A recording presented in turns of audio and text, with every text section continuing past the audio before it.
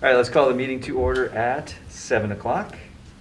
And starting with the board norms. They are maintain our focus, communicate respectfully, be present, keep the board productive and effective, and respect the agenda. All right, correspondence.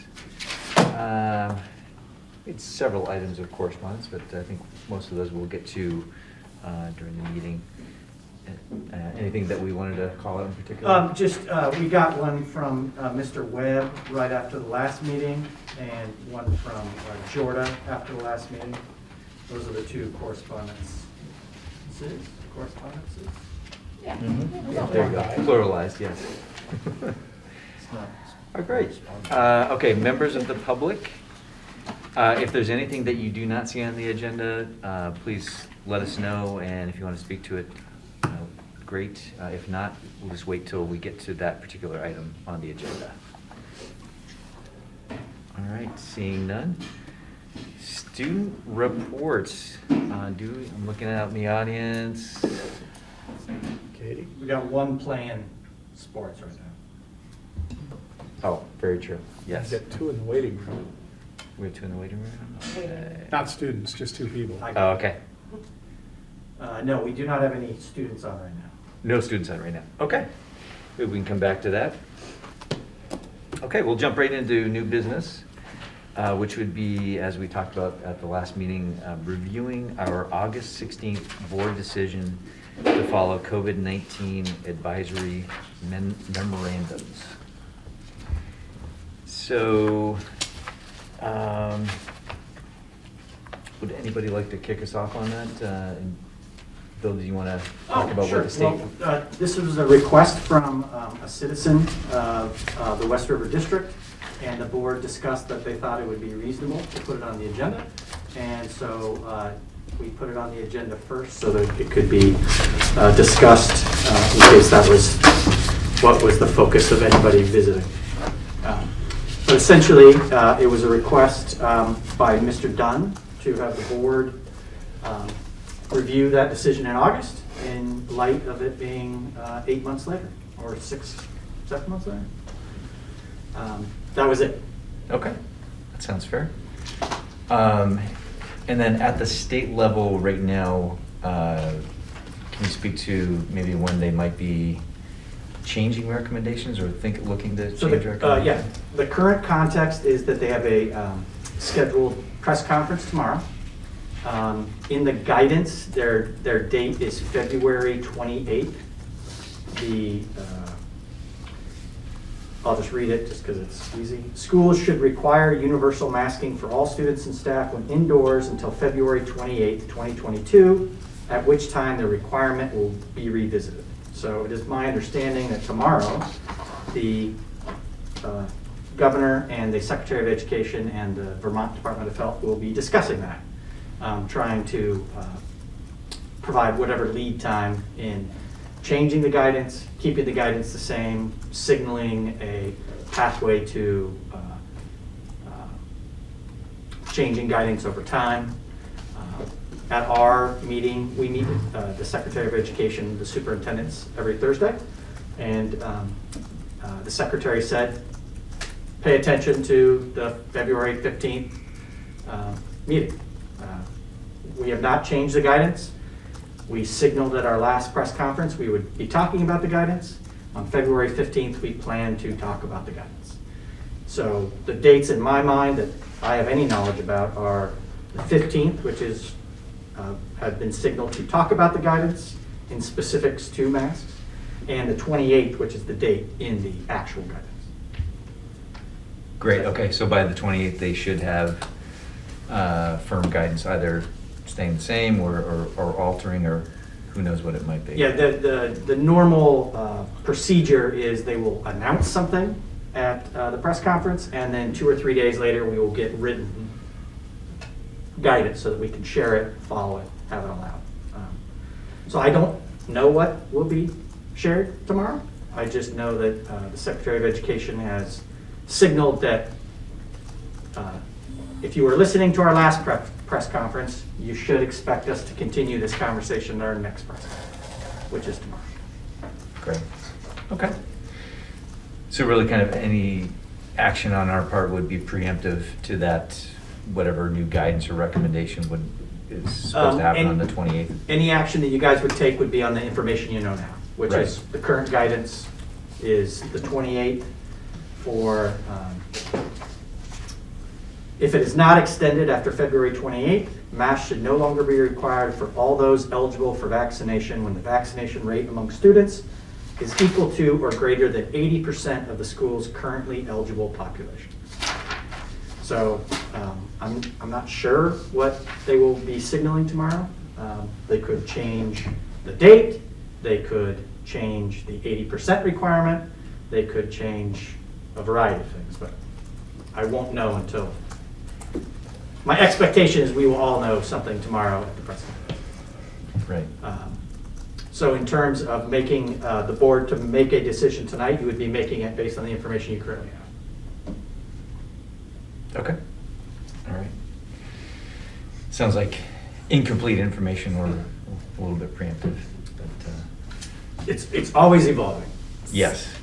I would like to speak on this. Please. So, I feel like I actually have two, I am looking at this from sort of two different perspectives. One being that what, the actual masking component, but first and foremost to that, I think that it makes sense for us as a board to at least have a serious discussion about whether we want to just blindly follow whatever the state guidance is without having the actual meeting. I think that we owe it not only to like ourselves as responsible board members to have that conversation and put the facts out there, but more importantly, I think we owe it to our families. And there has been some pushback, as we've heard, from families regarding the guidance. And I think that we have sort of strong-armed people in a way into that, and I don't think that that's appropriate for the board to do. And I think that it makes a lot of sense to, not that it would necessarily change what we choose to do as a board, but to have that conversation each time, to put that information out to the public so that they can understand where we're coming from, understand the facts that we're working with, and we can then decide how to move forward with open conversation instead of saying, we were told to do this, so this is a thing we're doing now, and nobody is a part of the conversation, is necessarily being presented with the facts of why we're choosing to do what we're doing. So I would like to make a motion that we no longer follow blindly the guidance issued from the state, and that we vote every time we're going to change our rules. So can you, I don't know what that exact wording of that motion was, but it was basically, we are going to, whatever they say, whatever the state suggests, we just are following that. So instead of doing that, I think the state makes a suggestion, we meet and discuss and put the information out to the public, and then we vote as a board to follow or not follow that particular piece of guidance from the state. Okay, so are you saying that if it were to happen kind of like in between meetings or something like that, we would call a If it's necessary. emergency meeting to If it's time urgent, yeah. change that? I think we can all zoom in. I think we're capable nowadays with the technology that having an emergency meeting should be able to happen within, with a quorum, certainly within a day. Day should be Yeah. day or two. Okay, So- so kind of like given the current timing of it, where Bill said that it would be the 28th that they would make a decision, and we would have something in writing shortly thereafter. But that's That- regarding one piece of guidance, Yeah, I right? think this is I'm sure that's about the overall COVID-19 guidance, correct? That they would be taking direct, not just. Again, I'm not exactly Right, sure what right, will be we don't have a said, crystal but ball. Yeah. going off of what was said at the last press conference, It was very particular to the February 28th day and specific to masking. Specific to masking. Yeah. Right. Oh, just Specific only to masking. Correct. So, But we could show up tomorrow and. We don't know. He's correct, right? Anything could be discussed. We don't know. And I just feel like it's, I just think it's the right thing to do for our community, to at least do this publicly and openly.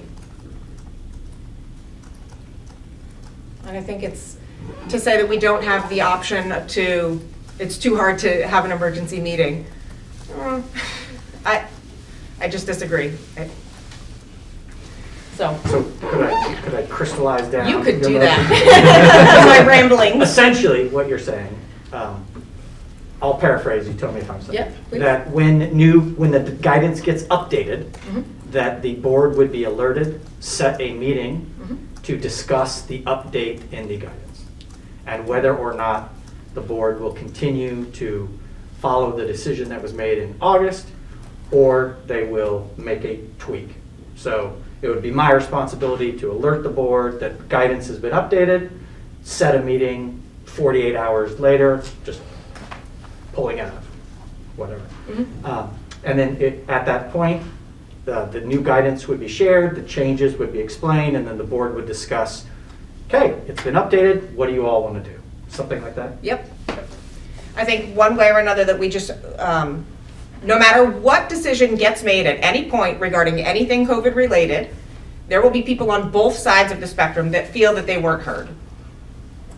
And I think the best way to try to achieve a sense of we really do care, we really do want people to be aware of what we're doing, is to do it publicly. So I guess I would put that thing in a motion. So you're going to motion that when the COVID-19 advisory memorandums are updated, that the board schedules a meeting 48 hours after the update to discuss the changes to the guidance and how the board will proceed. Thank you for articulating that so clearly. Exactly. Perfect. Or would 2 business days be a better? like, So I for just- example, let's say that tomorrow, the press conference happens, and I get guidance at 3 o'clock on Wednesday.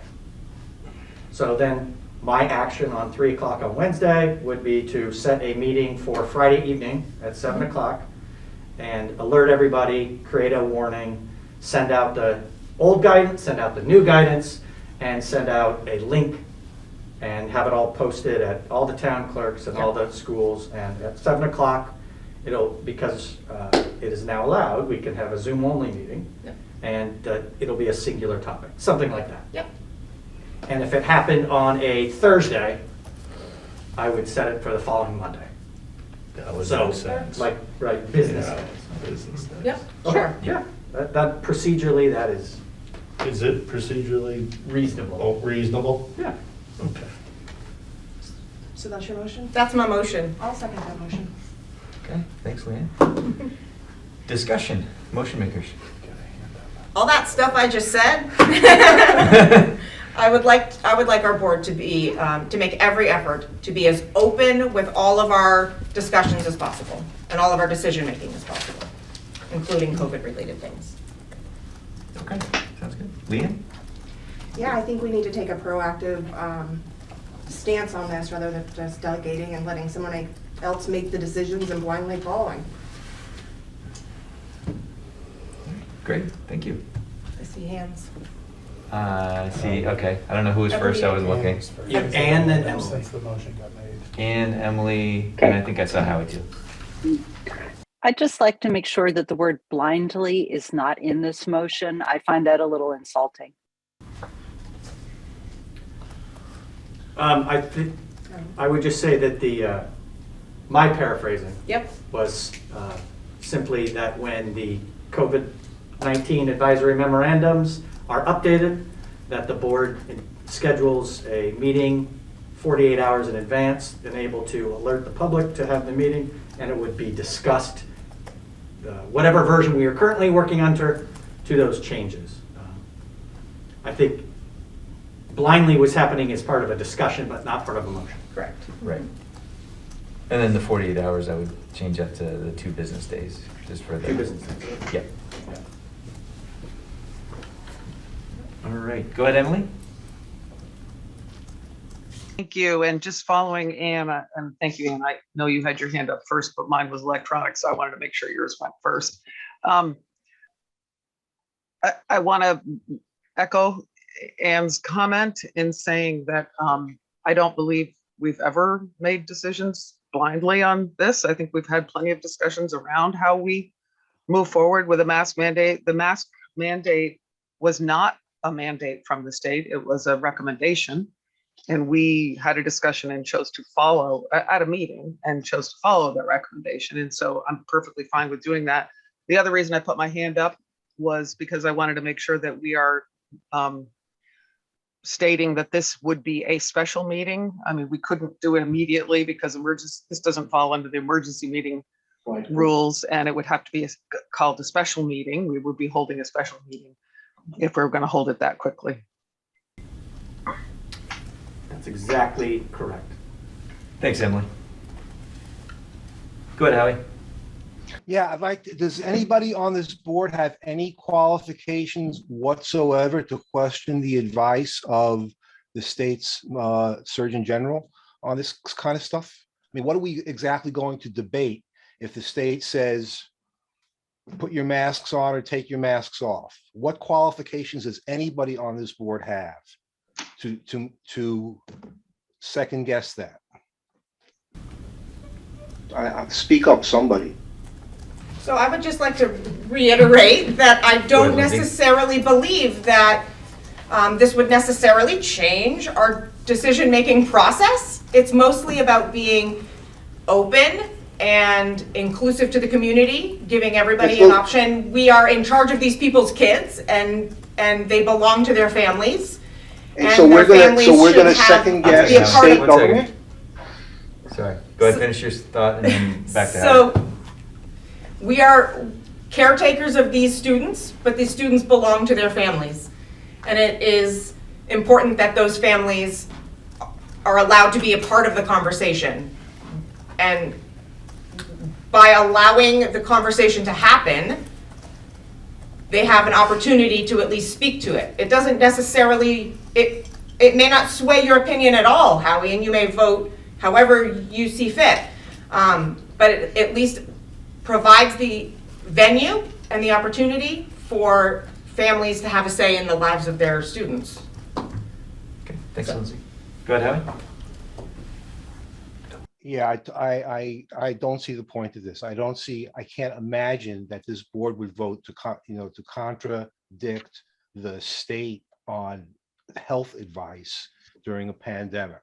The state has a great track record so far. We've done better than just about any state in the country. I think we're opening up Pandora's box.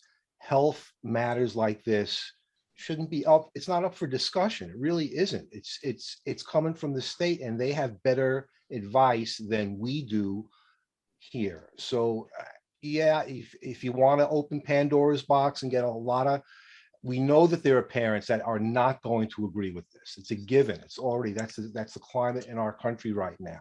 We know that there are people who are going to, there are a minority of people that object to mask mandates or any kind of mandates. Okay.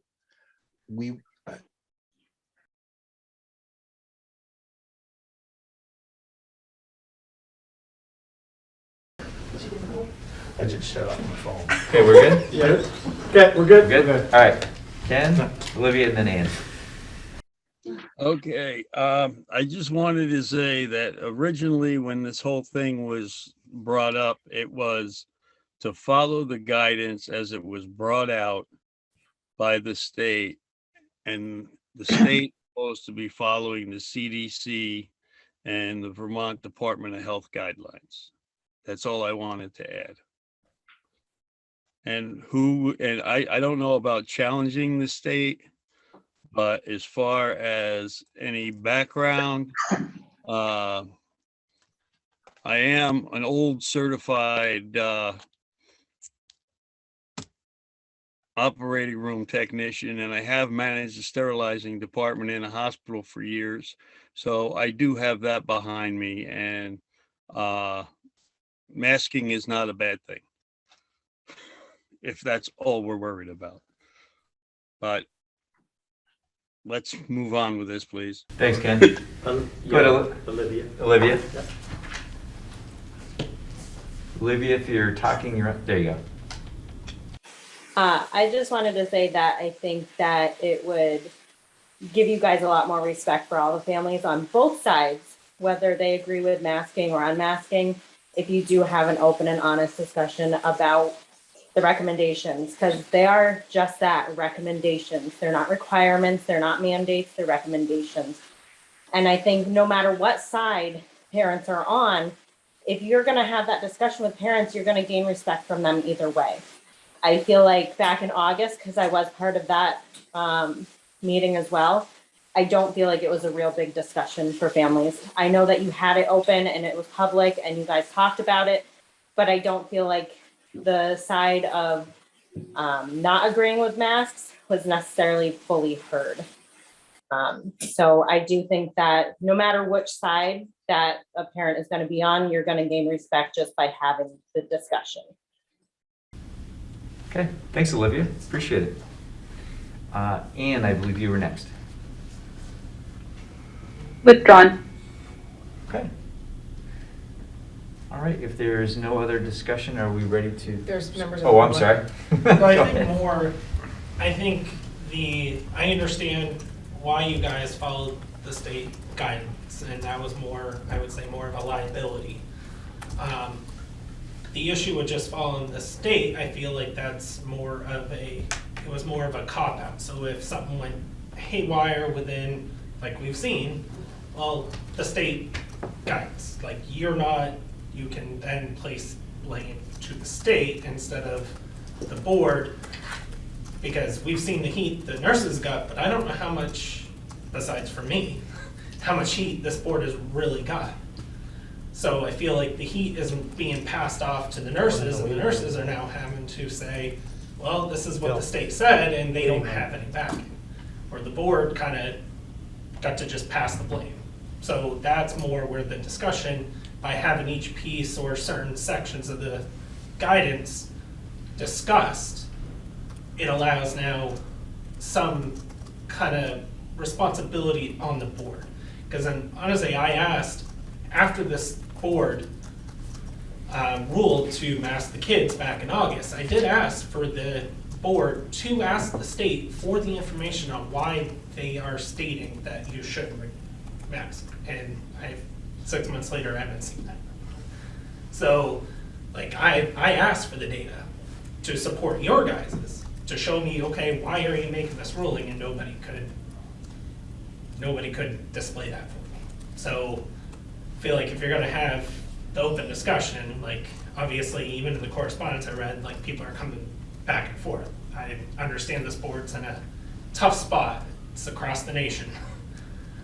But to allow parents to be able to speak, because it's not just about just the masking. I mean, we're talking 2 years of this, psychological learning disabilities, like that's what's happening with the kids, also with the masks. And parents and therapists know, I mean, obviously therapists are triple the amount of customers now, basically, with child therapists, and because of this pandemic. And it's not just one issue, it's multiple. So there's a lot more than just COVID and catching a virus that is going on. And the parents most likely know more how their kid is affected than a school official. So. Okay, thank you. Yeah. And then we'll go to you, Emily. So, Crystal Corby, Wyndham, Vermont. I hope you guys do consider it, because, I mean, we don't give anybody a hard time about wearing the mask. We know the staff is just doing their job, but it's hard. Like, these kids want out of these masks. You know, my daughter got vaccinated a year ago. She got a booster, I don't know, a month ago, and we keep telling her, keep doing it, you'll get out of the mask, you'll get out of the mask. And honestly, school is the only place she wears the mask. Since we got vaccinated, we don't go to places that require a mask. We know our bodies. We feel like we are confident enough to make a decision as to if we'll be okay or not. And it's hard. I mean, school is the only place that my kids wear a mask. We don't go to businesses that require it. I don't think it's healthy. I mean, I'm having problems with nosebleeds with one of them, which I fully think is because of the mask. So they're recommendations and they're not requirements. So I really hope you guys kind of visit it and get these kids out of masks. Thanks, Crystal. All right, I think I have Emily and then Olivia. Thank you.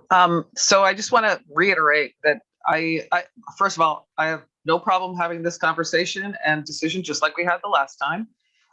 If there's recommendations coming from the state, I certainly hope this board, when I say the state, I say the Department of Health and the Agency of Education, which are the two agencies that we and departments that we should be following advice from on this issue. And so I have no problem with us taking that up. I would say that if we're going to do this, we have no idea what and when a new recommendation may come, but I would caution us on doing a sudden meeting on this, because it may actually be not allowing parents to be involved in this conversation if we're going to do it very rapidly. For example, if on Tuesday they say we're going to recommend lifting the mask mandate in 3 weeks or 4 weeks or something from now, and then we hold the meeting to make the decision in 24 hours or 48 hours as a special meeting, it may not allow time for members of the public and our parents and staff to be involved.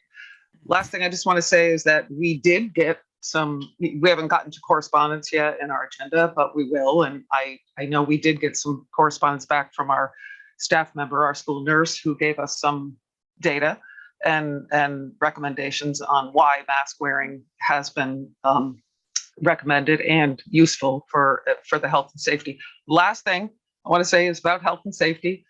We have a duty as a school board to make sure that our students and our staff and members of the public who come into our building are safe. And that goes for any situation, including this pandemic. So when we make the decision, I am certain that we will be making the decision based on that criteria and the recommendations that come ahead of us. I'm not afraid to have this conversation. I just want to make sure that the goal is that we allow the voices of the vast majority of people who want to be involved. And I would be a little concerned about a very short turnaround on this conversation, not knowing what the recommendation would be. Thanks, Emily. Olivia? I just wanted to note 2 other things. One, both of our daughters have already gotten COVID by wearing masks in school. They were exposed and got COVID in school. We have never once heard from the school or their teachers that they have any issues wearing masks. So even with mask wearing, kids are still getting COVID. And not that it really has anything to do with the school, but I went to Walmart today and the majority of employees were not wearing masks. So I know it doesn't really have anything to do with school, but it does have something to do with a public place where their employees aren't even required to wear masks anymore.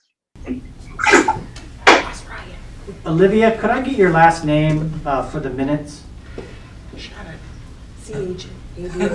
CHA, B as in boy, OT. Okay. Thank you. Al. Thank you. Al. Yes. Yeah, go ahead, Lindsay.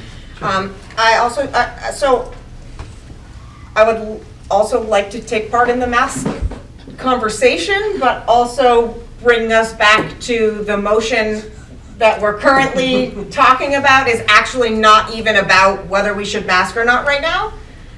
It is about, should we accept the state guidance without discussion, or should we provide some discussion and have a vote? I understand Emily's point about it's not perfect to have a quick meeting for these things. But I still strongly believe that a quick meeting is significantly better than no meeting. And if we're concerned about making sure that everybody has an opportunity to speak their mind and present their piece from all sides, then I think it's important to do what we can. And if that is a quick meeting, in order to be as, quick to provide guidance to our students as possible, I am much happier to have a quick meeting than no meeting. And hope we can spread the word as quickly and as possible so that everyone can be a part of it. That's all. Thanks, Lindsay. Mike? Go ahead, Mike.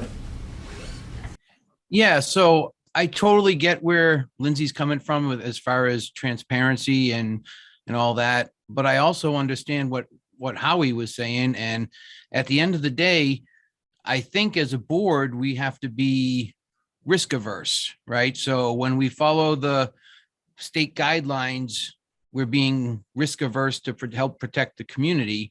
I'm all for having the conversation, but I don't know that any of us are really gonna, maybe except for Drew, like how he said, maybe we're not really qualified to go necessarily say we're going to discount certain health recommendations.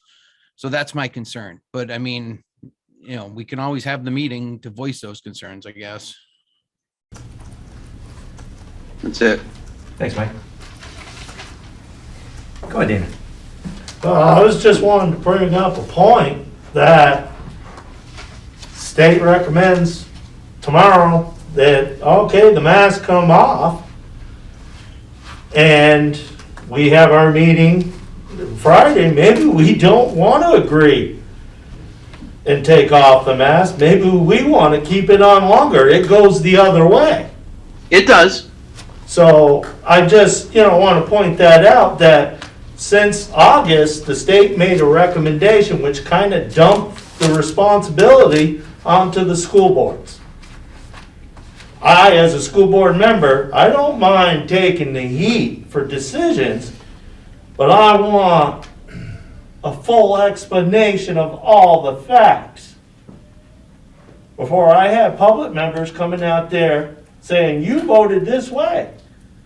I said, well, I voted this way because of the recommendations, and I felt that this was important.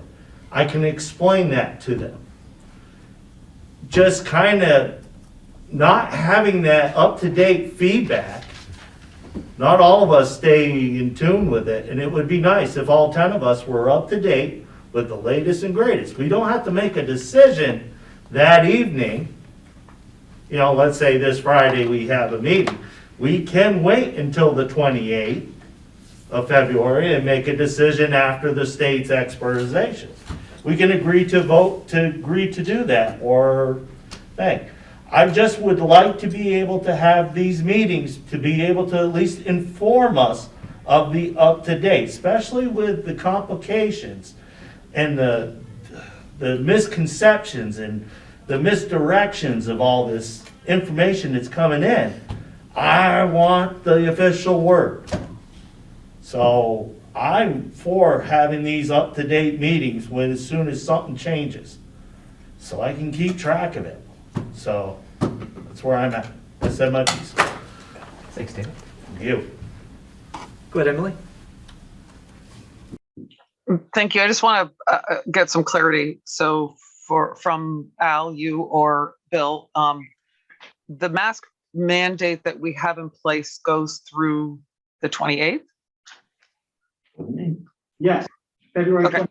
So if the state came and made a recommendation to change it, they couldn't change our decision. They can only change their recommendation. So regardless of whether they change their recommendations tomorrow, we're still not under any we're not under any forced change until the 28th.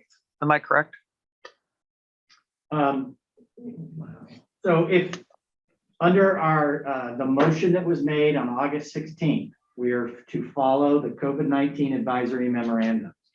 So if that changes prior to the 28th, whatever that happens to be, that is what we would follow. So so again, for clarity, the recommendation was from the state to do it through the 28th.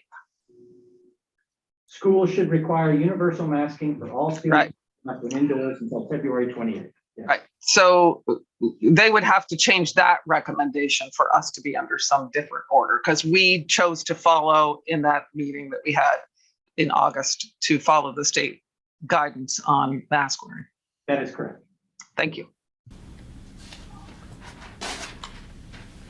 Thanks, Emily. All right, any further discussion on this? Does everybody understand what we would be voting on? Everybody clear? Okay. All right, I will start out in Zoom land. Emily. Sorry, did you ask it? I don't think, Yeah. I don't think it's clear, Al. Oh, I'm sorry. We got to restate it.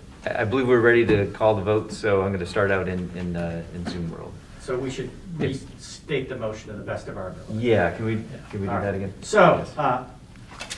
correct me if I'm wrong, but the motion on the table is that when the COVID-19 advisory memorandums are updated, the board will schedule a meeting 2 business days hence to discuss the changes to the COVID-19 advisory memorandums in light of the August 16th decision to follow the COVID-19 advisory memorandums. Does that sound like what you've been discussing? And a vote against this is to keep the existing August 16th policy? It would just be not to schedule a meeting after the change of the advisory memorandum Special to meeting. have a discussion, a special meeting. Question? Okay. Yes, go ahead, Ann. So a vote against it would mean that we could still discuss it, but just at a regularly scheduled or other special meeting. It didn't have to be within 2 days. Correct. No, that's not true. A vote against it would be that we're keeping the, That you are not scheduling a meeting to review any changes to the COVID-19 advisory memorandums, and thus you go back to your August 16th, we follow. right, instead we will just approve the state recommendation without discussion. That was what we could choose to add an informative something, I suppose, but it's an after the fact. Right, so we're having a meeting to discuss any updates to business days after any such updates are made. That is how I understand it, right? It is a vote to make Are a we- regularly scheduled But we meeting. We will have, continually, it's a vote to have a special meeting 48 hours after new guidance comes out for the board to have a discussion regarding the new guidance and to vote to follow or not follow guidance from the state in an effort to allow all of the stakeholders to have a say. It's codifying a review anytime there's a change of the advisory Yes. memorandums. Right. but it doesn't change what we're currently doing. No, No. just you have a meeting, We just you discuss, basically and now have you a decide if you're gonna continue Yes or no? or you're gonna change. Yep, okay. Ken? And Emily? Actually, Ann was before me. Oh, I'm sorry. Go ahead, Ann, and then Ken and Emily. I mean, it sounds like you're saying we can't talk about it at a regular board meeting, but that doesn't make sense to me. I don't think anybody said we can't talk about it. Okay. I thought Lindsay did, sorry. You can Okay. absolutely have anything be put on the agenda for a regular board meeting. This is just making a motion to codify that that absolutely will occur in the time frame that has been put forward.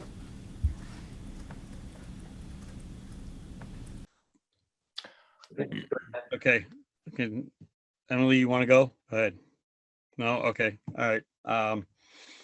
Originally, since I made the original motion, I believe the discussion during that motion was if something came up that we thought was absurd or needed to be discussed by the board, we could discuss it at a meeting.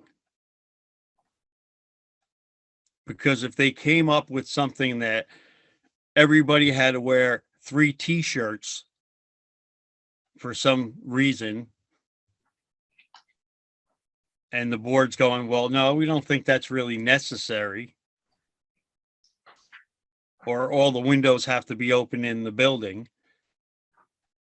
then we could revisit something that came up that caused concern. So we do have the right to revisit any individual or whole mandate at any time. We're just following. We're not, so that's all I have to say. Let's get this going. Okay, thanks, Ken. Go ahead, Emily. Thanks. And just to reiterate, we actually don't even need to wait until a regular board meeting. When's our next board meeting? March 9th? I forget the date, but we have a regular board meeting scheduled, or we could call a special meeting at some point prior to that if we felt it was necessary. So I just want to make sure it's very clear that I'm going to vote no on this, and I'm just going to be very clear about why I'm voting no. I'm voting no because I'm very concerned about members of the public not having enough time to look at whatever the recommendations are. And we don't know what they're going to be. And that's where we're sort of, I feel like this is really premature. I am happy and welcome a conversation about this in the public with members of the public, parents, staff, everyone involved. I just feel like a 48-hour notice for something that may or may not be significant, we just don't know, is not enough time for folks to get involved. That's all I want to say. Okay, thanks, Emily. There's more comments. I'm sorry. Can I just make one comment towards Please. that? To me, as a parent, if this is, if they are, in general, if they really want to say in something, they will make it work. 48 hours is plenty of notice if that is something that they feel strongly about and they want to speak out against. So I feel 48 hours, by the time we get a letter from the school, should be plenty of time for a parent, if they want to speak out at something, especially as meaningful as this. I feel 48 hours is, even from my perspective, is plenty of time. Okay. 24 is too short, but I like the 2 business day aspect. Okay, great. Make that work. Thanks. Anybody else before we take a vote? Go ahead, Howard. Yeah, I just want to say one more time, our job is to operate the school, not to set public health policy. Our job is to follow public health policy. So to open a meeting up to this debate, it is going to be messy. So I'm going to vote no on that when the time comes. Okay, Thank great. Thanks, Howard. All right, so we are ready to vote. Very good. All right, let me start with you, Emily. No. Ken. Nay. Mike. Nay. Ian. Nay. Howie. Nay. And am I missing? Drew, are you? Kate? No? Okay. That's not true. Okay, I wasn't sure. Just wanted to make sure. All right, we'll come back to our audience here. Leanne? Yay. Yeah. Yay. Hey, Yeah? nay. Nay? So where are we at now? Joe, nay or yay? Nay. No. Thank you. Leanne, Dana. So Drew's not here? 6-8. No. It is 6 no, 3 yay. Okay. So the All right, so chair does no not need to break a vote. tie. So we'll, its motion is defeated 6-3. I would just reinforce what everyone has said, that nothing precludes the conversation anytime it is updated. So I would suspect that just because we haven't codified that 48 hours doesn't mean that it cannot be reviewed. Totally agree. And I would, maybe just to preempt that, let's say, let's look at that long-term planning meeting on March 7th and dot in a discussion for that. I think that is a good plan. Can, Go ahead, Lindsay. so I know that our members of the community that asked that this get added to the agenda were not looking for my motion. And I don't feel that they had an opportunity to actually have their, because I jumped in with my motion about the overarching part of this. I don't think that necessarily we're done with that conversation. I feel like a little bit has been said, but I just want to make sure everybody who had something to say about that has the opportunity to feel like they have said what they need to say specifically about the actual masking as opposed to how we approach guidance in general. Is that clear? Sure. So what are you asking? I just want to make sure everybody has had an opportunity to speak about the actual masking as opposed to just reviewing our decision to follow guidance or not, which is what we specifically were just talking about. Yeah, well, interesting you say that because I think you talked about the guidance and then most folks immediately went to masking. So if there is anything else to say about masking that has not already been said, sure, let's have that discussion. But do we have anything new to offer? I have a question for Sure. Bill.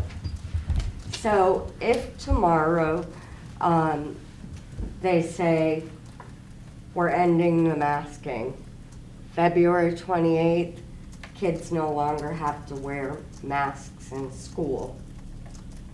Then I will be sending a letter that says that the state has updated Okay. their COVID-19 advisory memorandums, and per the board's decision on August 16th, we are going to follow it. And so one other question, I'm not sure if this is to the board, to the school, or you. Currently, if we need to have a meeting at school, like one day I had to come have a meeting, had to stand outside and freeze to death. I don't feel like I covered what I needed to cover because I was freezing and parents aren't allowed in the school. And, we're doing, I have another meeting and it's through Zoom, but has that changed at all? I mean, the transmission rates have changed. The new variant is not as serious. Who looks at that? Is that the board, you, the principal? Yeah, it's a great question. We have not altered the mitigation efforts, having HEPA filters, keeping windows open, fixing the HVAC, that were all part of the guidance that are not being repeated, but have been successful. So that is just kind of our standard operating procedure while we are still in our environment that we are currently in. So will that change if the guidance changes tomorrow? So the guidance is silent on that. They're not yes, they're not no. Go ahead, Lindsay. I have a clarifying question, I guess. So currently, there's no parents or non-students and faculty allowed in the building, correct? We are trying to keep an envelope of the building. Okay, but that guidance, that's not coming from state guidance, that's coming from district? That's coming from our past practice of success in mitigation. And if the board wants to direct me to direct that change, that would be something the board would I would like to move that we change that because we currently have athletes and visiting families for those athletes. We have board meetings.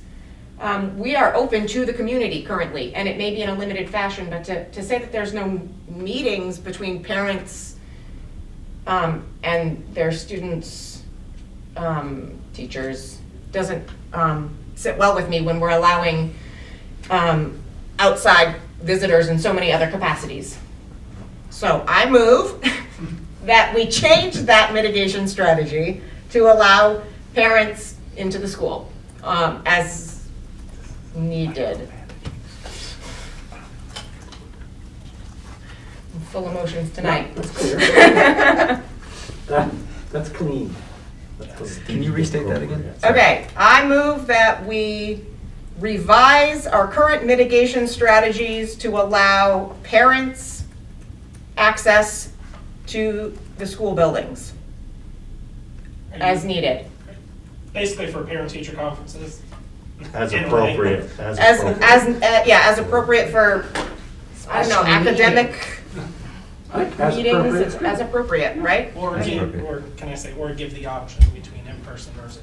Don't they have that now? The administration has just decided that these things aren't appropriate. So who decides appropriateness?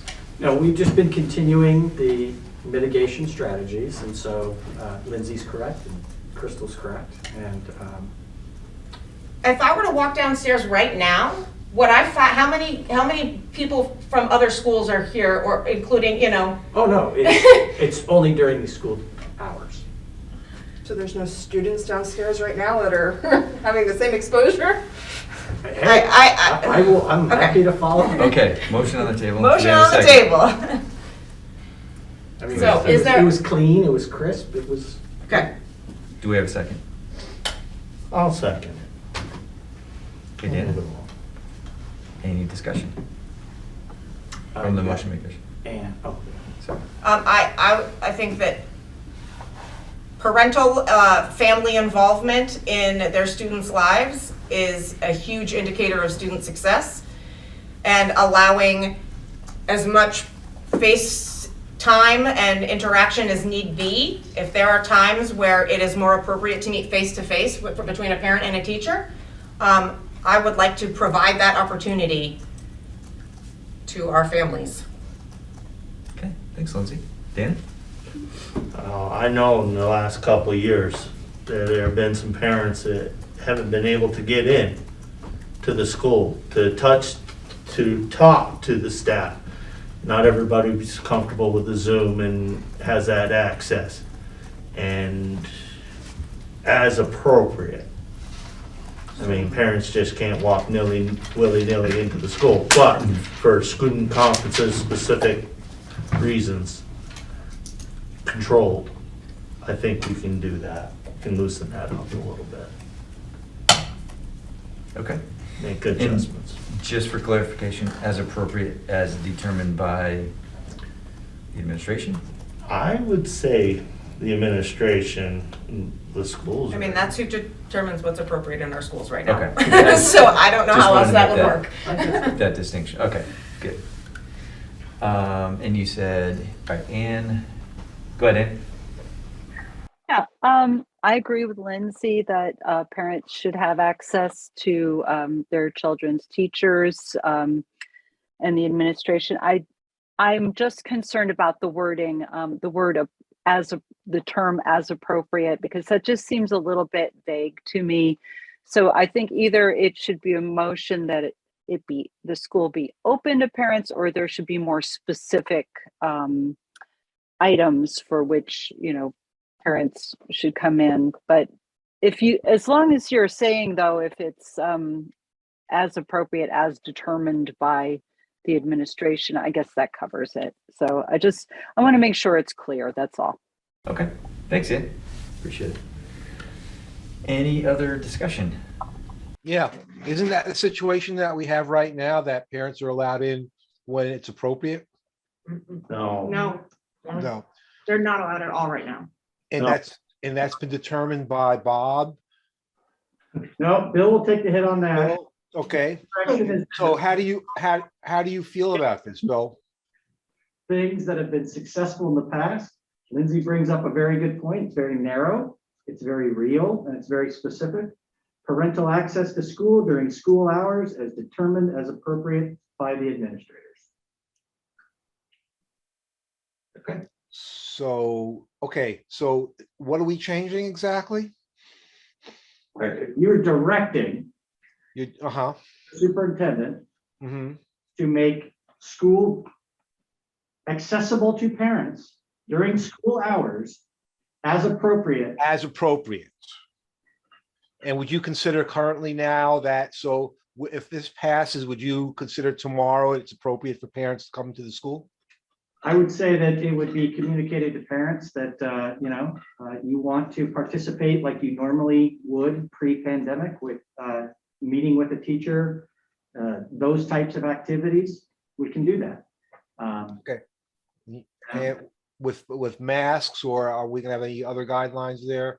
I mean, everybody, Yeah, during school hours, we are indoors, and until February 28th, or it is rescinded, students, staff, and visitors. okay. Go ahead, Emily. Thanks, Evan. So, Bill, if you decide it's appropriate without this motion, can you do that? I could. Then I'm going to vote no on this motion. Okay. Any other discussion? All right, we'll start with you, Emily. No, I just, if I could just say no, because I believe the administration already has the authority to do this. Yeah. Okay. Exactly. Ken? No. Mike? No, and because I agree with Emily, I think they already have the authority to do that. Ian? No, same reason. Howie? Nope. Okay, I think that covers it out there. Leanne? Yes. Yes. Yes. And Joe? And again, no. They can do their job without this directive. And I imagine things might change a bit, having had the conversation. I appreciate the conversation. Great. Okay, I think it's the same count, 6-3. Yep. Motion fails. Okay.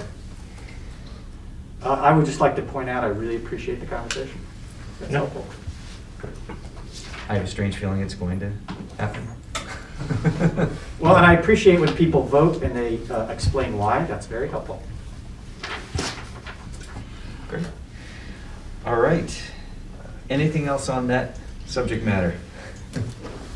We got a student rep. Oh, we do? Oh, geez, I am so sorry. What was Yes. the final score? Let's jump. Yeah, what was the final score? I don't remember, like 28, 21? Yeah, Something like that. We won. We were Okay. Yeah, that's all that It's 13-10. No, we were the winning. Yeah, so Ruth, if you want to go ahead and give your student report. Okay, so recently, last Friday, then we had our pep rally, which would have been, or was our winter pep rally. So our second pep rally this year. It was a very huge success, and I think we're all very appreciative of student council for throwing that. And I would also like to thank you to Mary Myers for donating a whole bunch of stuffed animals, which was given out during the pep rally and today during Valentine's Day. So thank you, Mary Myers. And we also last weekend, Friday and Saturday, then both our boys and girls teams had our Hoops for Hopes games, and both the teams won against Green Mountain. So that was very exciting. And pretty much, I mean, January was a very rough month going through with a lot of COVID cases. I know, like me and my sister, pretty much every day, then there was an email, close contact. We spent the whole entire month pretty much close contact and stuff. So that's pretty rough. And we're just really happy to actually be in person and stuff. So hopefully that will stay good. And winter sports, I mean, that's coming to an end. So we'll be moving into another project-based learning thing. They haven't exactly told us really what we're doing. Well, they've been telling the plans for the spring one, but I've heard that at the end of this one, then juniors and seniors are talking more about college and stuff. So that will be exciting for us since we've had very limited on that subject. So yeah. And I'm pretty sure next month, then we also have a whole bunch of band things. So that will be fun. Come and support us. Oh, and we have our senior night coming up. So that will be very fun. Tomorrow night's the girls' senior night, and when's the boys' senior night? Monday. Yeah. So come out and support them. Wow, that was a lot of information. Can you actually stand up and turn to the camera just so we get a nice look at that? Oh, this is my Hoops for Hope. Yes. Yes. And though she's not a student, we have our athletic director. If she could just give a little recap of the Hoops for Hope weekend and how successful it was. Yeah, no. That would be fantastic. We did bring the community together on Friday night and Saturday afternoon. And the whole purpose of Hoops for Hope is to raise funds towards those who have scholarships in their name who lost their lives with cancer. And so Hoops for Hope started as a national campaign, and we kind of focused it within our community. We were able to raise $2,025, of which was split 3 ways to 3 scholarships in memory of Ann Chapman, Alexis Giolella, and Arthur Monet. So I want to thank the community. It was a really great outpouring of support. The pep band was there. The what is the drum line? Yes, the drum line played on Saturday and the whole pep band played on Friday, which was very exciting because we had a whole bunch of games and a lot of them were canceled due to COVID and the games being canceled. So that was exciting. Anyway, just wanted to thank all the community that came out and showed such great support. It was good. Yeah, it was an incredible community outpouring. It was awesome. Great to see. So. Yeah, the boys' game was a real nail biter. In the end, there was like a minute left and they were down by 1. And Alex Parker Jennings got fouled. So shout out to him for making the winning points. 2 free throws. That's Yep. right. Ice in his veins. Nice job. Great. Well, thank you very much. Appreciate it. Okay, moving on to IntraSU choice update. So I sent you all an email last week. Just wanted to keep you up to date because I know you have some interested parties. I even reached out to a couple of community members that I knew were very interested. So basically, I just want to update you that our attorney is talking with the AOE attorney and the AOE finance director to try to find that path that allows for the ADM to stay with the home district while money doesn't change hands. We created the whole system to mirror exactly what happens in the statute for 9 through 12 choice so that it would be as simple as possible. It's not a go and it's not a no-go, but the conversations are continuing. We do have some time. We'll have to button this all up by the end of March to be able to do it for next year. But I'm in contact with our attorney, who's in contact with the AOE attorney and the AOE finance. It is budget building time.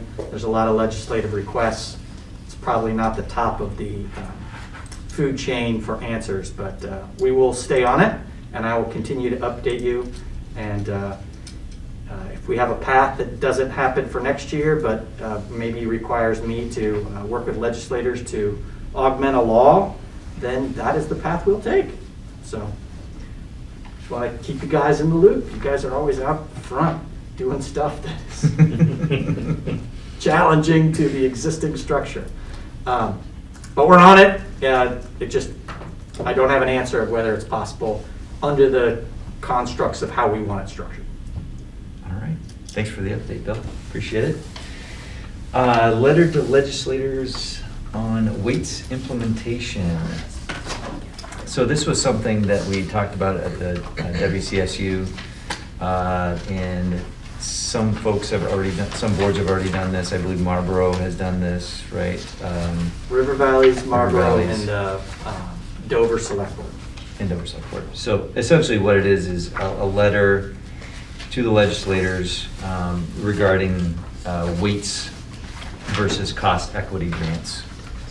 So, yeah, so that's, and if you would like, I can certainly take the kind of the existing letter and craft it, to us, and then maybe have a review, or if you just want me to go ahead and rewrite it, inserting our input into it, or from the West River Education District level, I'd be glad to do that. So, any thoughts on that? Love it. Love it? What's the time frame on getting it up there? Like, when is this? Crossover is the week after, well, Emily will correct me if I'm wrong, but I believe it's the week after town meeting. So it's probably, next couple of weeks going to be important to communicate out. Yep. So if we stuck it for review, we'd have to review it at March 7th. But then I'm all in favor of just marking up the existing letter and getting it up there. I mean, I agree with the sentiment expressed by Dover and West River. I would love to expedite the process and trust you to craft something that speaks to what we've all previously said. I would love if you could put some data points in there specific to our district, just because I think that speaks a lot to have the proof behind the pudding. Got it. Yeah, absolutely. We'll get something specific to us. Great. And policy crossover is March 11th, and money crossover is the 18th. Okay, all right. Yeah, we'll get that out very soon then. Great, thank you. Yep. And who was it? Ken. Ken? Go ahead, Ken. Was that a motion in a second? Or are we just? I think we got a second yet. Did we get it? Lindsay? I'll second it. Lindsay made the motion, Dana the second. You're going to direct yourself to have the chair write a letter? Direct myself, right? I'm not sure it needs a motion.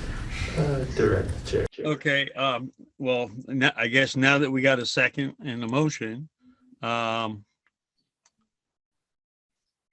have full trust in the board chair to, I believe you were on that committee, right? Which one? Sorry. The, on the weights and Pupil weights? the weighting system? Certainly been following it, yes. Yes, okay, all right. I trust you. At your leisure, write it up, send it out. At my leisure, all right. All right, any other discussion? No? All right, we'll go ahead and go around. Emily?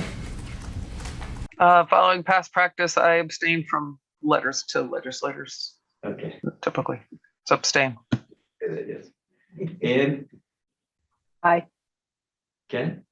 Aye. Howie? Aye. Mike? Aye. Okay, Leanne? Aye. Dana? Aye. Aye. Okay. Motion carries with, is that 8 and 1 abstain? Yep. Okay, very good. Yeah. Thank you, folks. I will get to that ASAP. Make 2 more.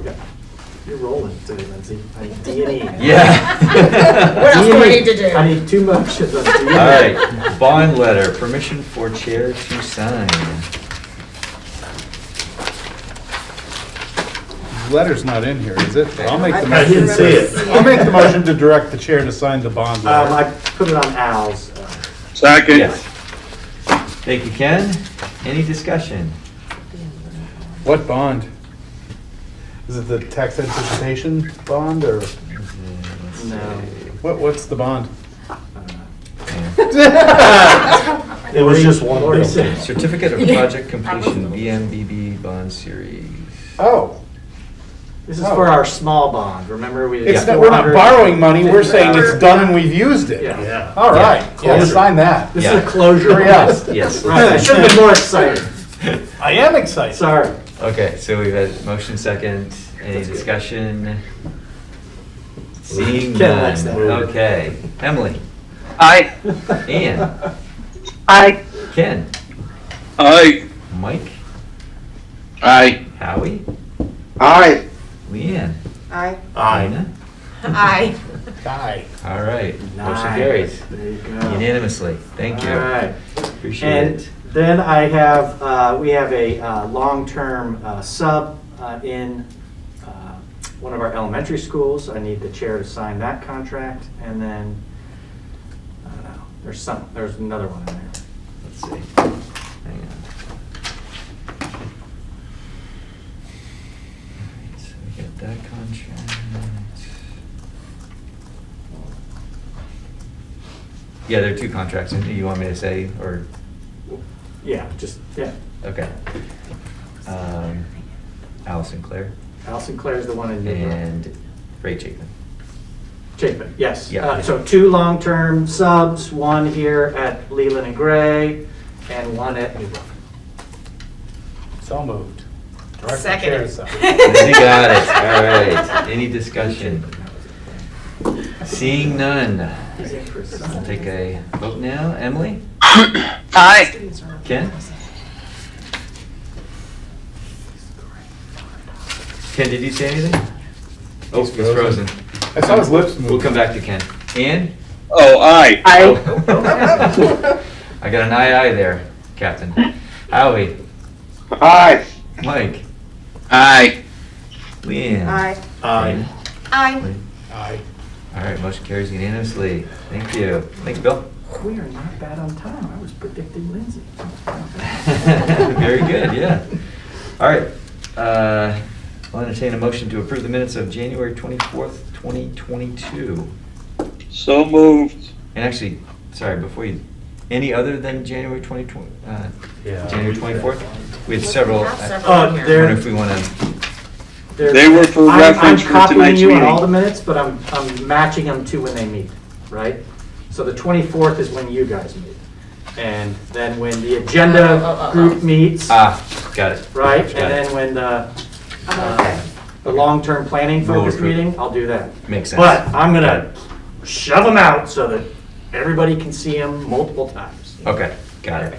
So then, yes. Sorry, Ken, so you made the motion? And do we have a second? I'll second. Give it to Dave. Give it to Joe. All right. We're all in a giving mood. All right. All right, Joe's got it. Any discussion? Seeing none. Emily? Aye. Ken? Aye. Ann? Aye. Mike? Aye. Howie? Aye. Leanne? Aye. Dana? Aye. Aye. All right, very good. Well, we flew through that section. Nice job, everybody. All right. So, moving on to principals' reports. I would actually like to do something a little bit different. I know that our principals and superintendent do an amazing job of compiling and putting together all of this information. And I kind of just want to make sure that we don't pay it short shrift, right? That they took a lot of time and effort to put these things together. So just like to give them the floor for a couple minutes each. Not a lot of time, but just enough to, give us the highlights, the challenges, all of that. So if you folks are willing, I am going to, I'll start out, well, yes, I'll jump out into Zoom land. And let's start with Craig.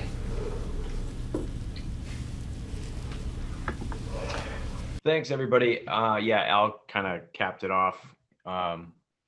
We do write our board reports, and we have a lot to say, and we're always very proud of our school. So getting an opportunity to sort of speak about how proud we are is really a nice gesture. So I hope this continues for us. And thank you, Al, and the board for giving us the opportunity for that.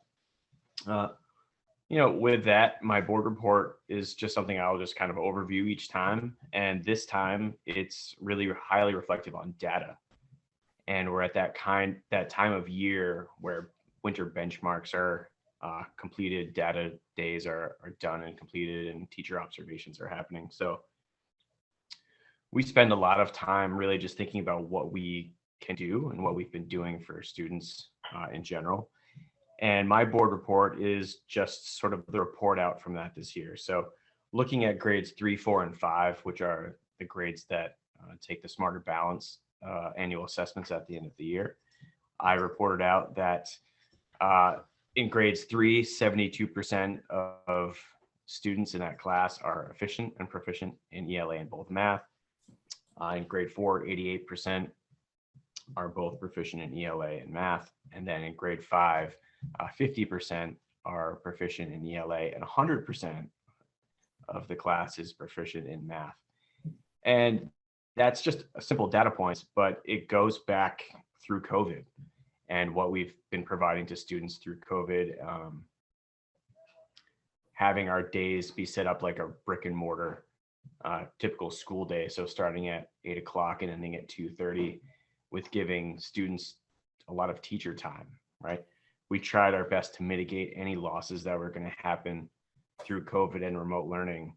And this, to me, being the first, half year back in person, shows that not only what we did was really great, but we didn't actually lose too much, knowing that we only have 1 or 2 kids to transition to have whole classes being at 100% proficient. So just want to acknowledge that this data is just a snapshot of 4 or 5 months, but really it's a snapshot of the last 2 years.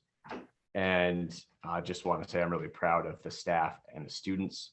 The students are just continuing to be resilient in the effort that they put in, showing up every day, wearing masks, being sick, right? They've all been affected by COVID in some kind of way, but continue to do their learning from at home if they are out a couple of days, but coming back and just really going for it. So that's kind of where we are. And I look forward to the springtime and seeing what else we can do for our students.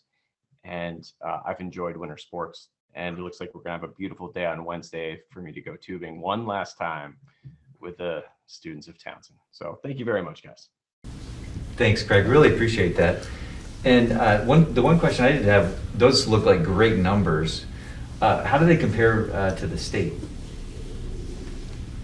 That's a really great question, Al. Those are well above. Usually when we are talking about the end of the year assessments, we're usually around the 50th percentile, right? So if we're looking at our 72 and 88, and then again, our 100% of our math students in grade 5, we're doing really, really well.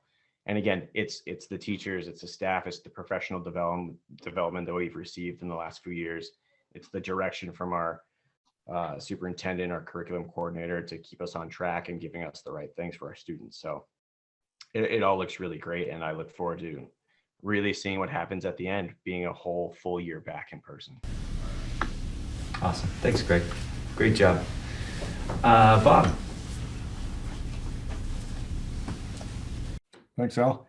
I'm going to start off with what's been sort of the bad news, if you will, and then we can end on a good note.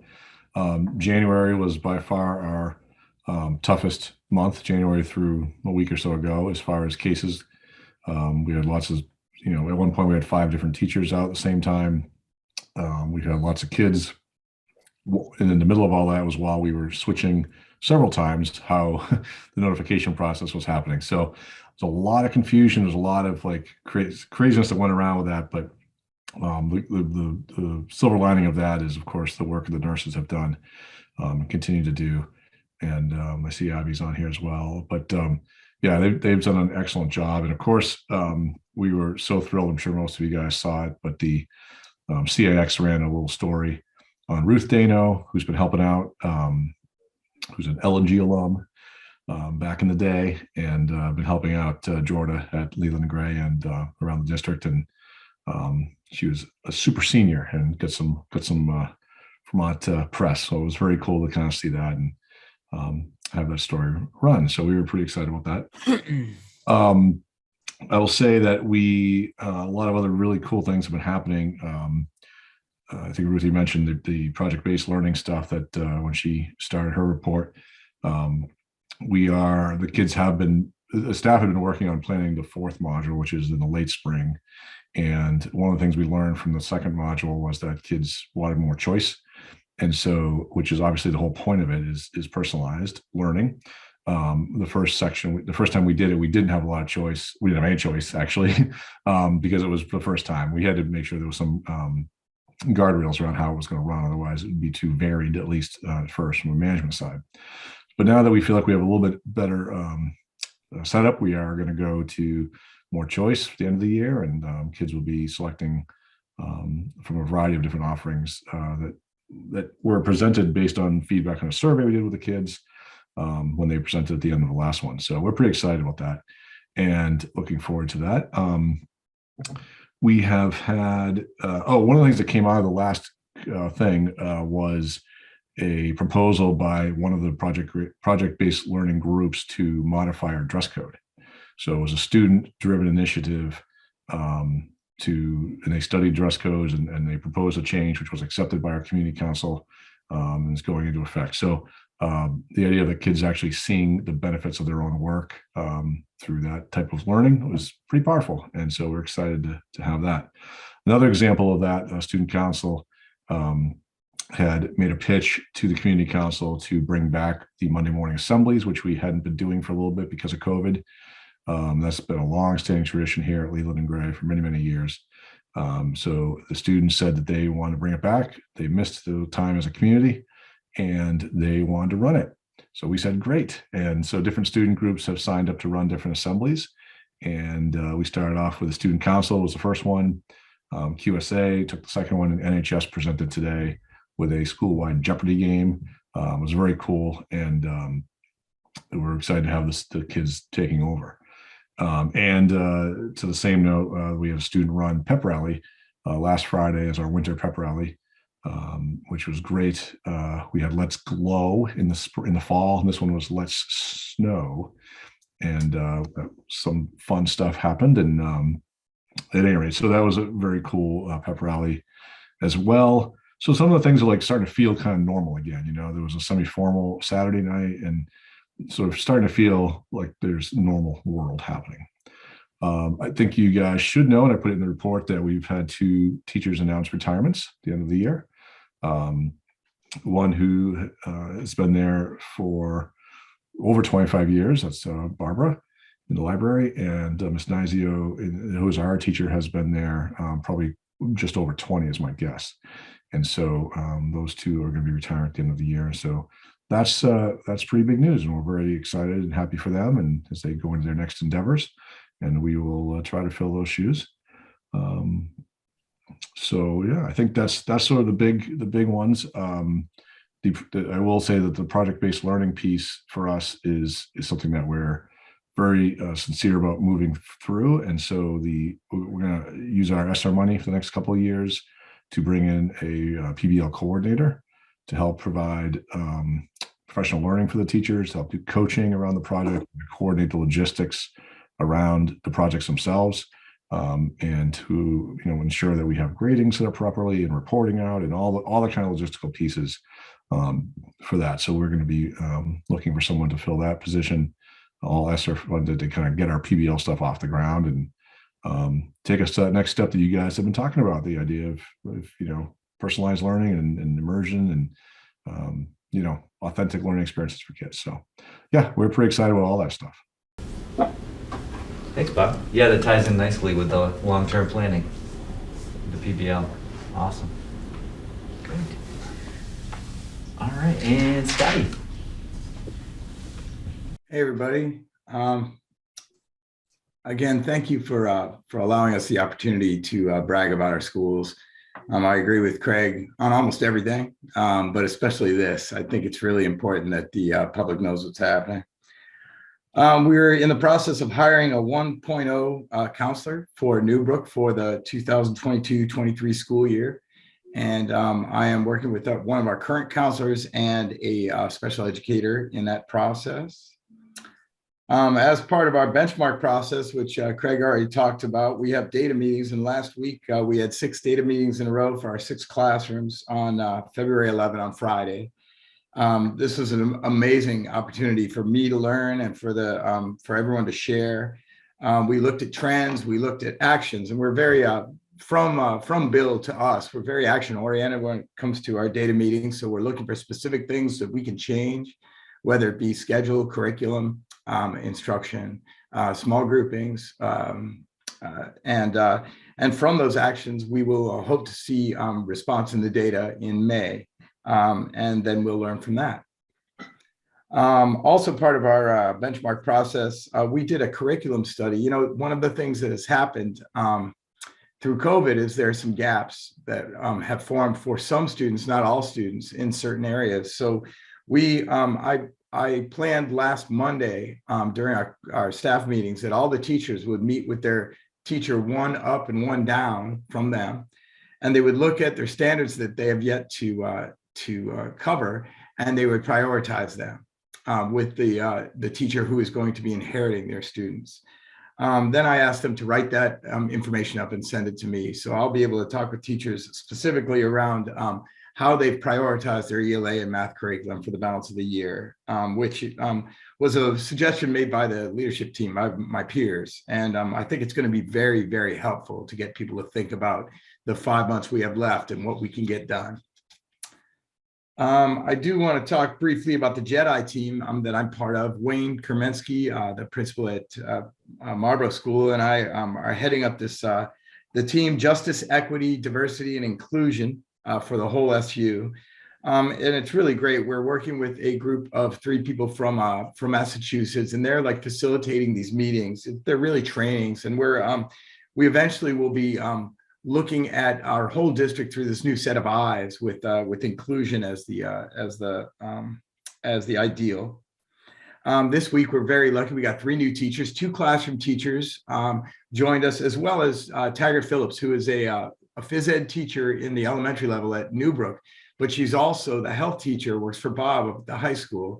So she is getting together a cohort of high school kids that will join us, because again, it's very important that that the children, or that the young people are part of this process, and that they are heard through this process, so we can address all of the stakeholders. Today during staff meeting, I presented on our multi-tiered system of support, which is it is not an initiative, but it's kind of a new structure that we're overlaying over our entire operation that will enable us to make sure that that we're meeting the needs of all kids, and that we're doing it in a way that's the most efficient way possible. 85% of the children, their needs should be met in the classroom. So really our biggest focus and our biggest bang for our buck is universal instruction, and being sure that we can intervene during universal instruction. So having structures in place that would allow teachers to pull out a small group for small reading groups during their ELA instruction. The presentation went great. The Newbrook staff is very open and ready.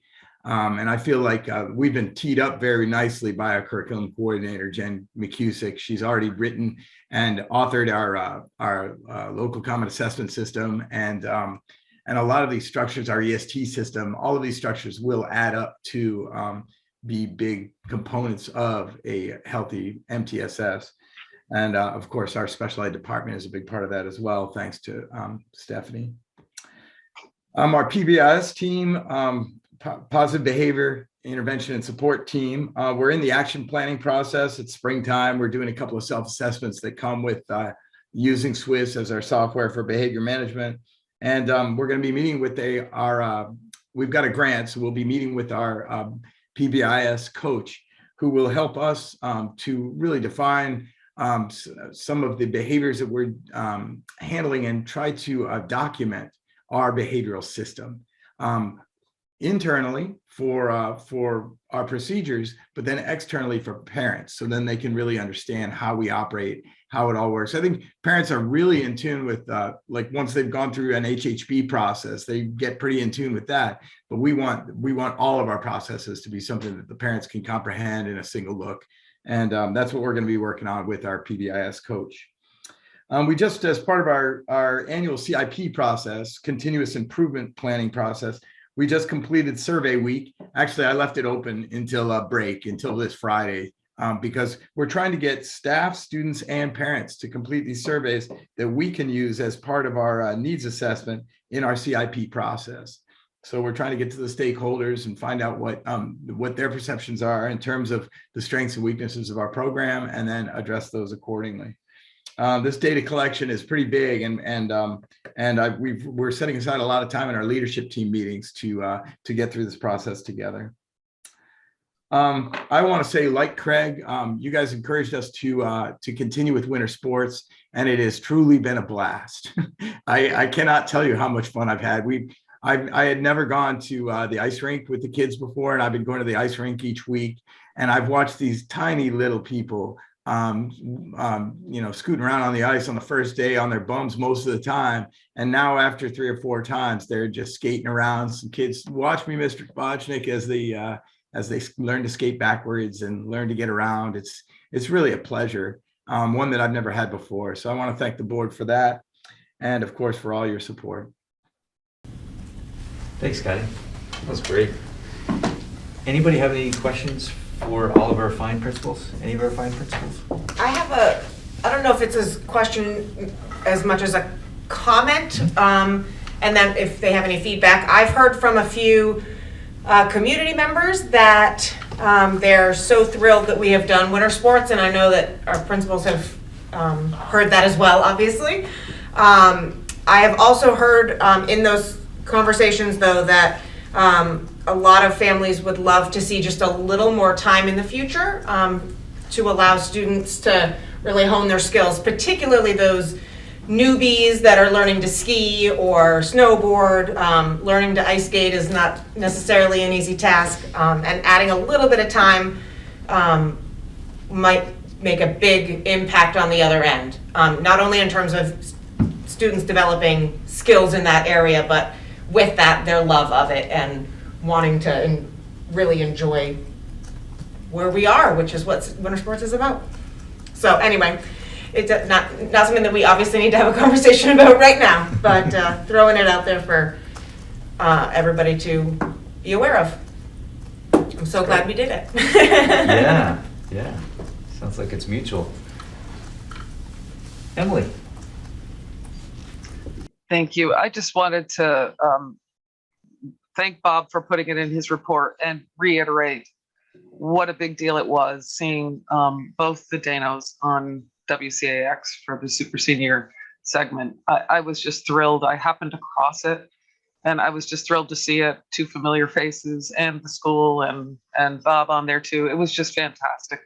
And it just shows the commitment in our community to our school, which is what makes us successful. And I just want to thank both Jorda and Ruth and the school for that commitment to our kids and to our community.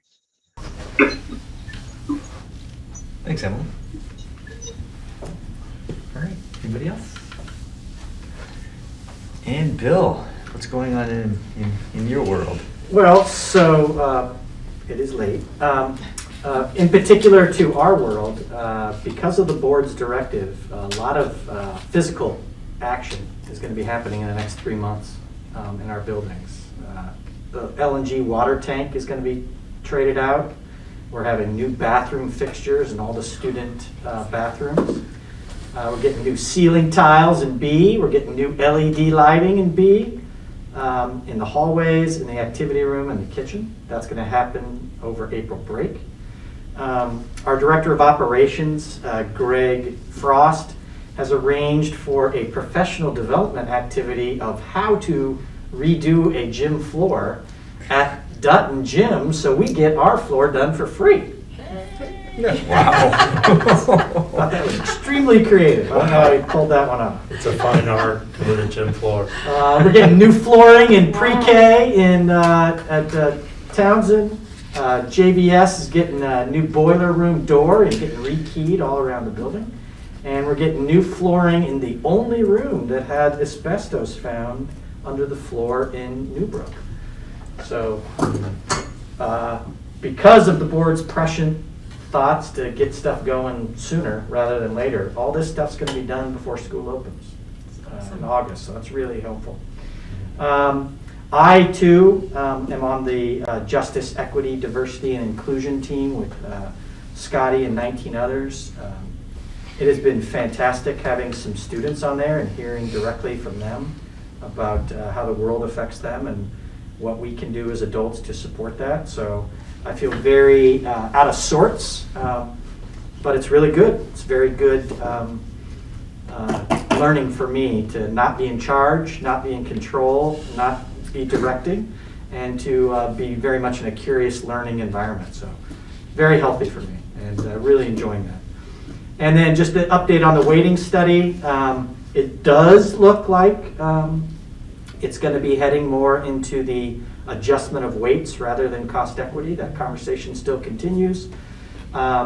But I think it is leaning in that direction. I was able to testify to Senate Ed about that.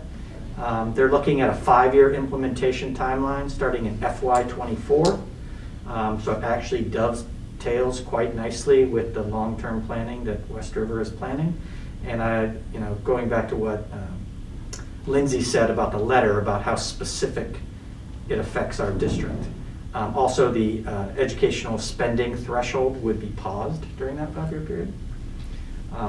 So it would allow for some actual structural transformation during a long period of time where the community would not have to bear the brunt of those additional costs.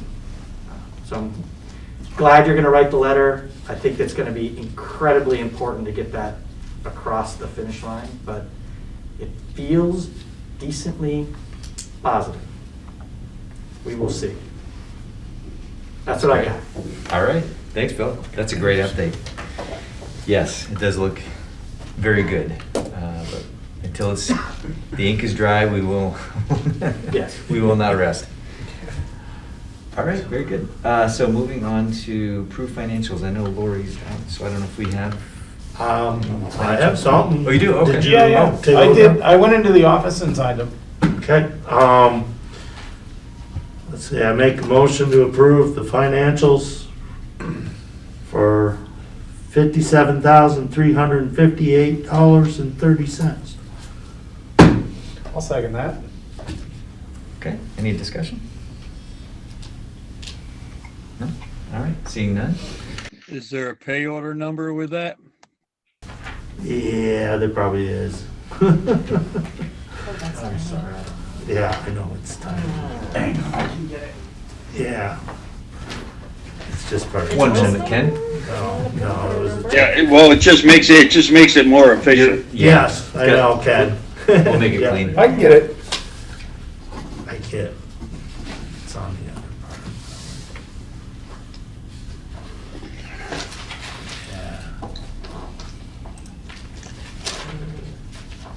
Yeah, there is a top part to that.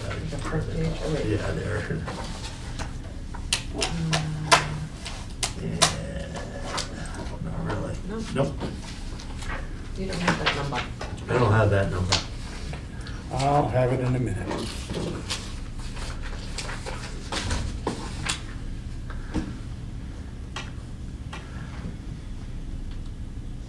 I turn my phone back on, it'll be there. Don't do it. I'm not gonna do it. Don't do it. Excuse me, Mr. Chair. Yes, sir. Could we just direct Bill to make sure that the number of the pay order gets put into the minutes so we could move on? Yes. Got it. I think Joe's. Do you have it, Joe? Yeah. Joe's got it. Oh, what a guy. General fund.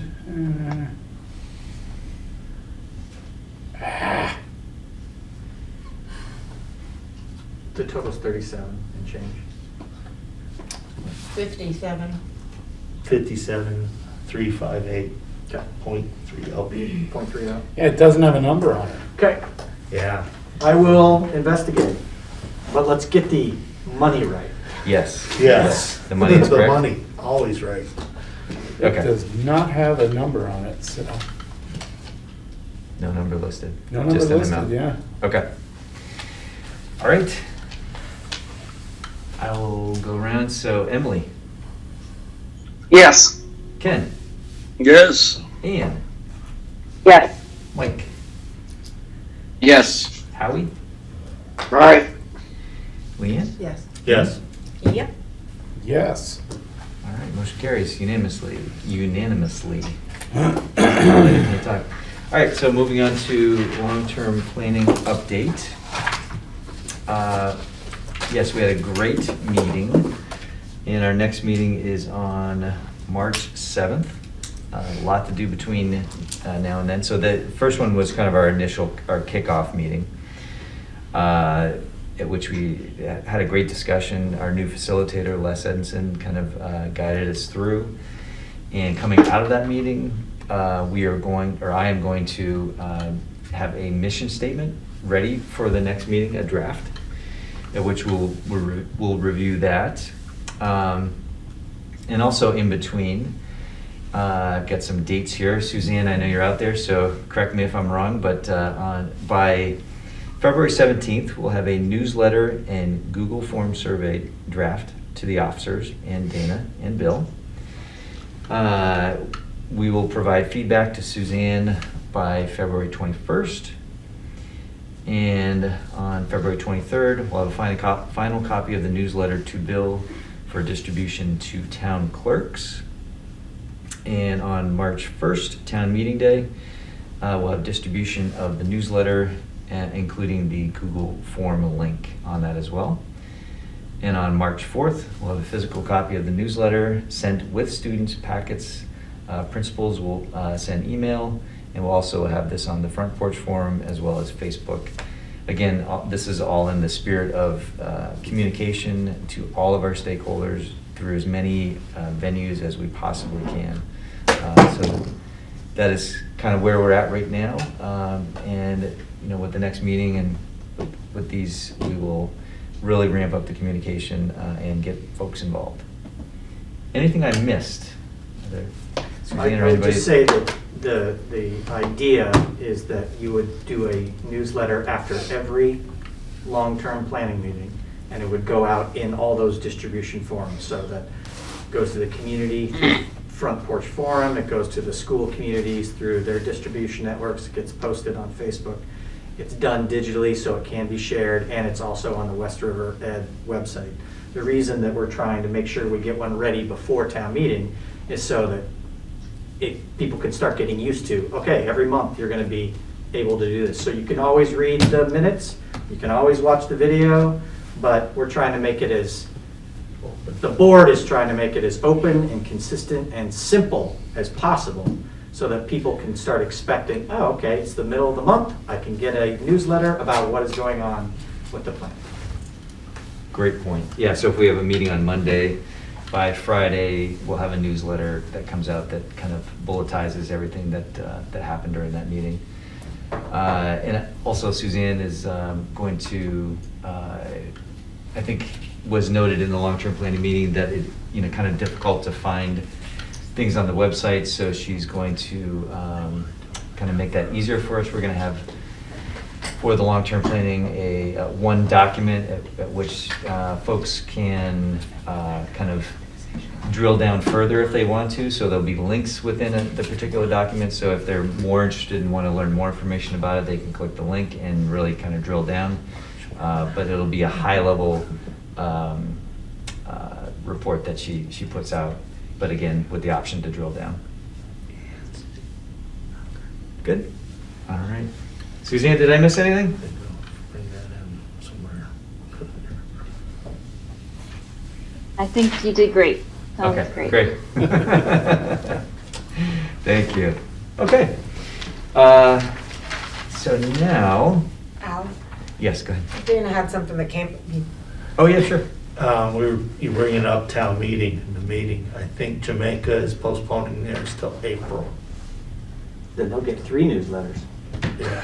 Yeah. Will that affect Reorganization. our reorganization meetings, et cetera? Yeah, you won't reorg until everybody. Okay. Just delays it. And Yeah, we had to do one in June. do we have at-large members Nobody this year submitted. We have one position. available? Yeah, but Nobody. no town clerks have received a So declaration of. So it's that all right. won't affect their town meeting change, won't affect the at-large vote. Okay. All right, cool. I just want to make sure we it's had our good. ducks in a row. That'll happen on the 23rd. Whoever gets the most write-in votes. Gotcha. I see. Thank you. If they cross a certain threshold. Yeah. 1%. I don't know. Just want to bring that up. No. No, thank you. We're a little Appreciate it. behind. No, Dover's doing theirs in May. Wow. They want to do it inside their town garage, so. Great. We're open. Okay, so I think the next on the agenda would be executive session. Before we do that, I just, since we'll be kicking folks out, just wanted to talk about the next meeting. So March 7th, we'll have the long-term planning meeting, the next meeting. March 14th, we'll have a budget information meeting at 6 with the regular board meeting to follow. March 22nd, we'll have the annual meeting informational. That will be Zoom only. March 23rd will be a vote, although that may change. And April 4th, we'll have the next long-term planning meeting after that. So those are the upcoming meetings that we have. So we will have two things for executive session tonight. If I can get Do there. those have to be separate sessions, like go in, come out, or do you go in both reasons? Just don't make the That's a motion. great question, I think. I think you can go in for both. Can you go in for both? As long as you detail both, and then if you take Coming any out. action. Okay. So I'll make a motion to go into executive session to do the superintendent evaluation and to update the negotiation process for the master agreement. Have a second? Second. All right, you need to log on, brother. Okay. Let's say, can you host or do you want me to do Hang it real on. quick? Do I need to, I need to transfer. I know, do I those need to to take a someone. vote on it? So we. We gotta we vote. have a Yeah, we motion gotta and a vote. second, So, And you gotta stay for the negotiations piece. No, I don't. Yes, you do. so then we'll do negotiations first. Yes. Ken? Yes. And No, I don't. Mike? Howie? Yes. That's why it's. Thank you, man. Yes. Dana? Yeah. Crossing districts and not Okay. transferring money. All in favor? We are, So it's where the states have them. we will be momentarily moving into executive session as we transfer from Bill to me, I think. Do you want me to do this? Or, yeah, I actually prefer. That would be great. I'm like. On a laptop that I'm unfamiliar with, yeah. Okay, we are out of the executive session. I'm sorry, Oh, we're good. you good? Okay. We are out of executive session. Okay, we need the board back on. Oh, are you not on, Ken? Huh? Oh, the Oh, sound wait a was minute. coming through the HDMI cable. Oh, I'm off. I'm muted. Could you make sure your device is unmuted? It is. The volumes are turned down. Let me turn the volume all the way down. Okay, try it now. Sounds good. All right, cool. okay, and you folks can hear? Good, all right, thank Yeah. you. And, all right, so we're out of executive session and no action has been taken. So I will entertain that final motion. I will be adjourned. Second. All those in favor say aye. Aye. Thank you so much, folks. Have a great night.